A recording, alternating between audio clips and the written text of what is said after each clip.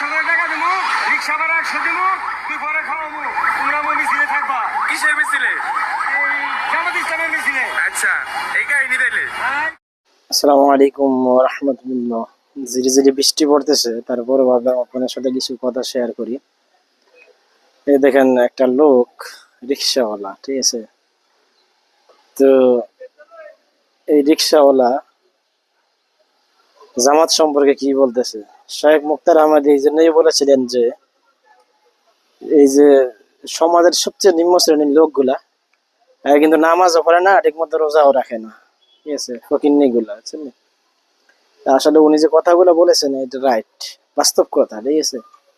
এই ফকিন্নি ব্যবসা জামাত ইসলাম অন্যান্য দলের মতো টাকা দিয়া এই ভোট করা মানুষকে সমাবেশে নেয়। হ্যাঁ, জামাত ইসলাম এত ফকিন্নি না রে পাগলা।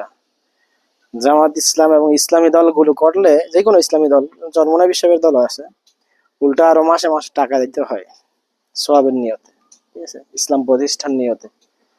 আর এই ফকিন্নি বলতেছে এরে নাকি সাহায্যে যে তারা 600 টাকা দেওয়া হবে, তুই আমাদের সাথে ওই আস, সমাবেশে যাবি।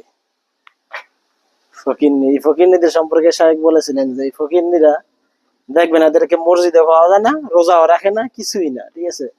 আর হাদিসে তো আছে যে দারিদ্রতা মানুষকে কাফের বানিয়ে ফেলে। হয়তো এই ভিডিও যে করতেছে চান্দাবাজ কোম্পানির লোক, সে হয়তো কিছু টাকা দিবে ওকে, এই জন্য এই কথাগুলা বলতেছে। কারণ ওই যে দারিদ্রতা মানুষকে কুফুরের দিকে নিয়ে যায়, কাফের হয়ে যায় দারিদ্র হইলে মানুষ। তখন কি করে, কিসের ইসলাম তার কাছে? কোনো কিছু নাই, ঠিক আছে? তখন মানুষ হয়ে যায় কাফের, দরিদ্র আসলে। এই জন্য দারিদ্রতা সম্পর্কে হাদিসে আরো আসছে যে তোমরা বেশি বেশি করে পানা চাও, ঠিক আছে?